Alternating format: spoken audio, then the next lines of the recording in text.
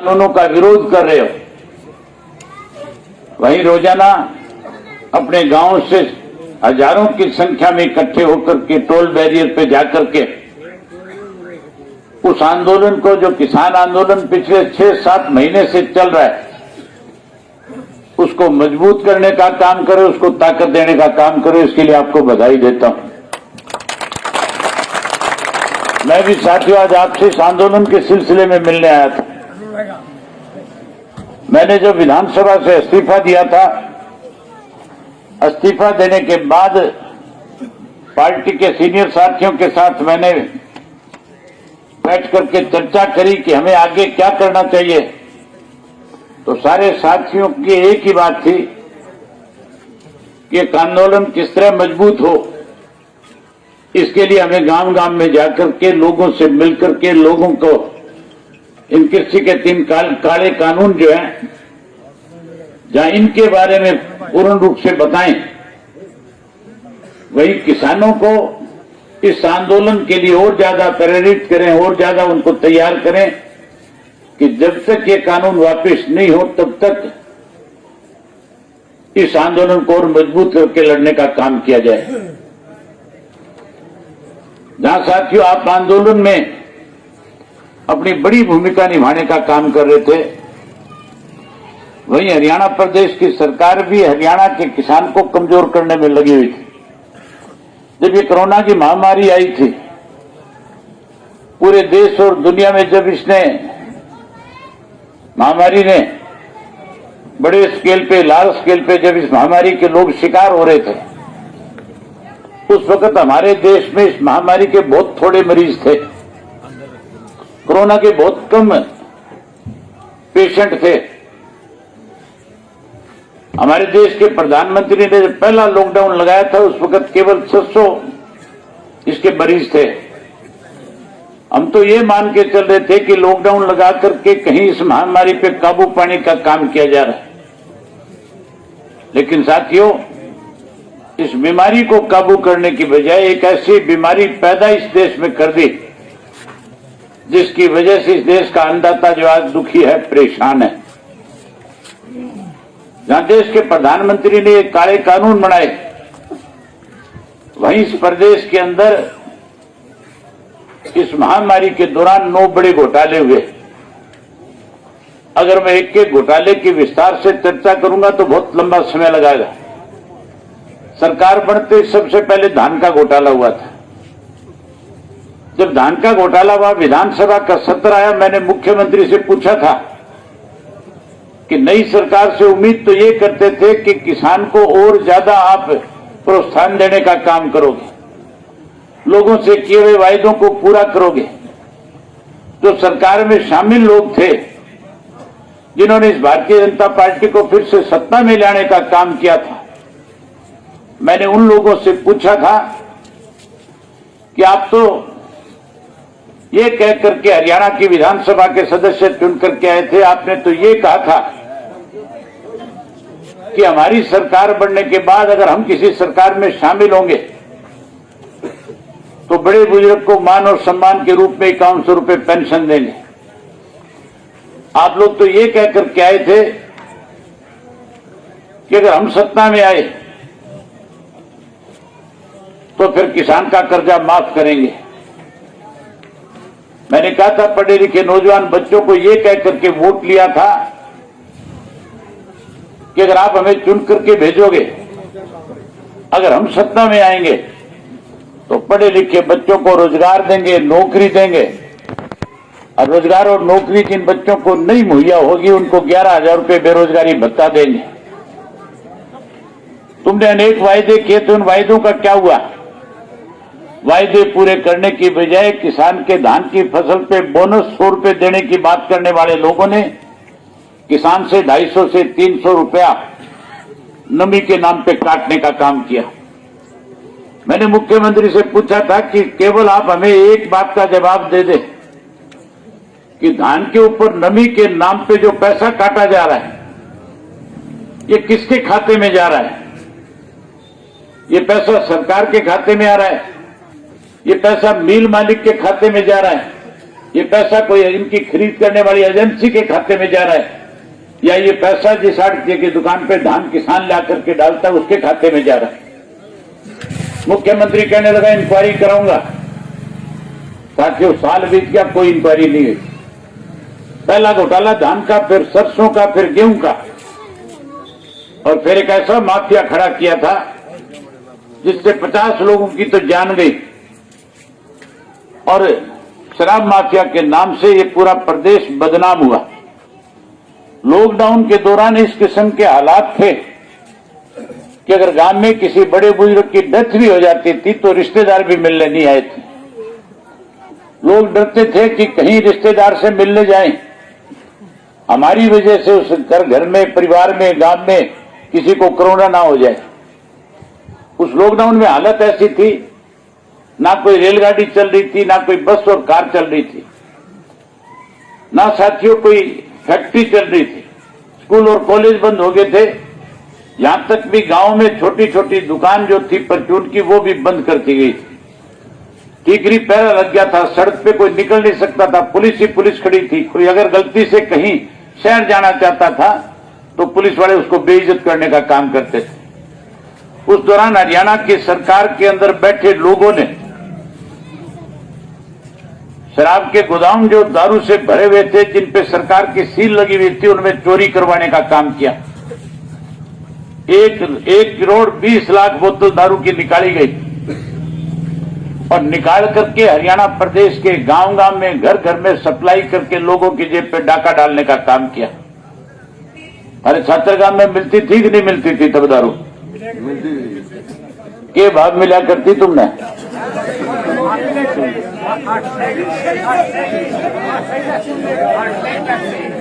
100 रुपए वाली दारू है जो 500, 700, 800, 1000 रुपए जैसा दाब लगा वैसी दे दी।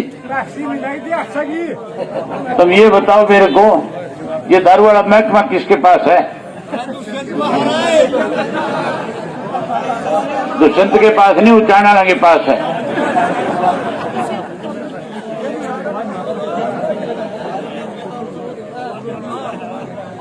केवल शराब का घोटाला नहीं, रजिस्ट्री का घोटाला भी हुआ, और रजिस्ट्री के बाद कोरोना के नाम पे जो दवाइयां खरीदी गई उस पे भी घोटाला किया गया। साथियों, जो लोग ये कह करके कहीं अपना दाव आपके बीच में आकर के लगा करके गए थे, जो ये कहते थे अपने भाषणों के अंदर कि भारतीय जनता पार्टी जो है जिसने 75 पार का नारा दे रखा है, हम उसको यमुना पार कराएंगे, जो ये कहते थे कि ये पार्टी तो हत्यारों की पार्टी है, उस वक्त नौजवान साथियों से ये बकायदा खुल करके कहते थे कि हर नौजवान को वोट डालने से पहले सोचना पड़ेगा कि हमारे 32 इनोसेंट बच्चों को जाट आरक्षण के नाम के ऊपर बीजेपी के लोगों ने मरवाने का काम किया। अगर आप उन लोगों को, उन बच्चों का बदला लेना चाहते हो तो फिर भारतीय जनता पार्टी को सबक सिखाने का काम करो।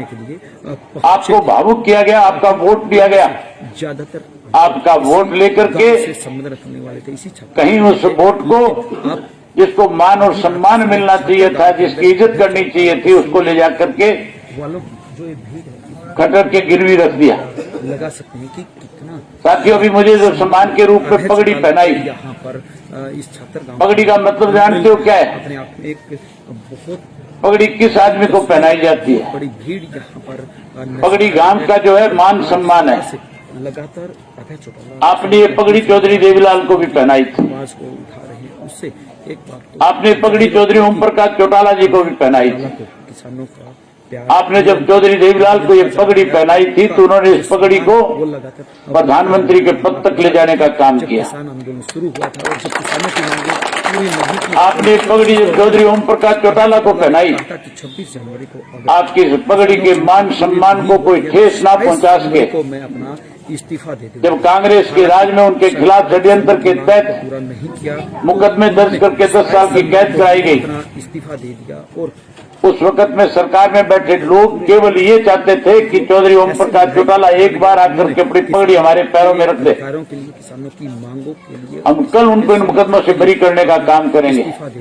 लेकिन आपकी पगड़ी को सम्मान को ठेस ना लगे इसके लिए 10 साल की कैद काटना मंजूर कर लिया, लेकिन आपकी पगड़ी को हाथ नहीं आने दी। आपने एक पगड़ी दुष्यंत को भी पहनाई थी, फसलें काटने की विशेष तौर से गेहूं की, जिसने ले जाकर के पगड़ी सीधी शाह के पैरों में रख दी।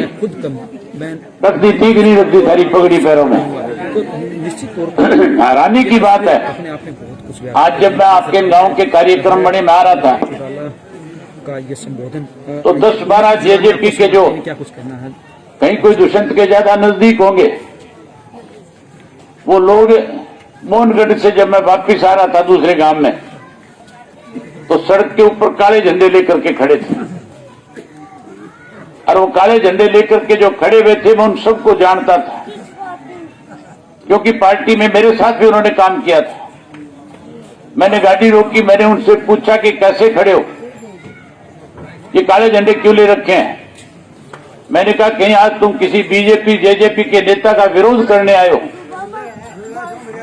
तो कहने लगे कि हमारी गांव का फैसला है, हमारी पंचायत का फैसला है कि किसी भी राजनेता को हम गांव में नहीं आने देंगे। मैंने कहा तुम तो गांव से दूर खड़े हो, जिसमें छात्र का साथी भी था, क्या नाम था उसका, बलवान, मैंने साहब भी था, पुराने हमारे साथी रहे, लेकिन कहीं उनको मजबूर कर दिया बेचारों को कि जाओ जाकर के तुम काले झंडे दिखा करके आओ। कहीं ना कहीं किसी ना किसी दबाव में आकर के काले झंडे लेकर के खड़े हो गए। मैंने उनसे कहा कि अगर मुझे काले झंडे दिखाने तो फिर अपने गांव में चलो, और गांव में जाकर के जहां गांव इकट्ठा होगा, गांव मुझे कहेगा तो मैं गांव में अपनी बात कहने की बजाय गांव से माफी मांग करके चला जाऊंगा। आप मुझे बताओ कि मैंने जो फैसला लिया किसान के लिए, मैंने जो किसान के लिए फैसला लिया, इस्तीफा दिया, वो ठीक किया या गलत किया? अगर मैंने ठीक किया तो फिर काले झंडे मुझे दिखाओगे कि दुष्यंत को दिखाओगे?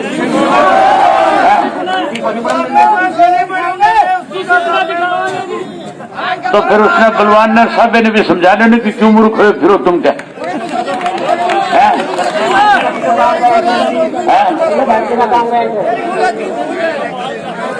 फिर उनने भी समझा लो, उनको कहो कि उन लोगों का विरोध करो। अगर तुम किसान के घर में पैदा हुए हो, अगर तुम खेती करते हो, अगर तुम अपने आप को किसान कहते हो, तो फिर आप लोगों को इस बात का फैसला ले लेना चाहिए, कर लेना चाहिए कि जो भी कोई किसान के पक्ष में कोई किसान की लड़ाई लड़ रहा है, अगर उसको कोई काले झंडे दिखाने का प्रयास करे तो तुम उन लोगों का मुंह काला करने का काम करो।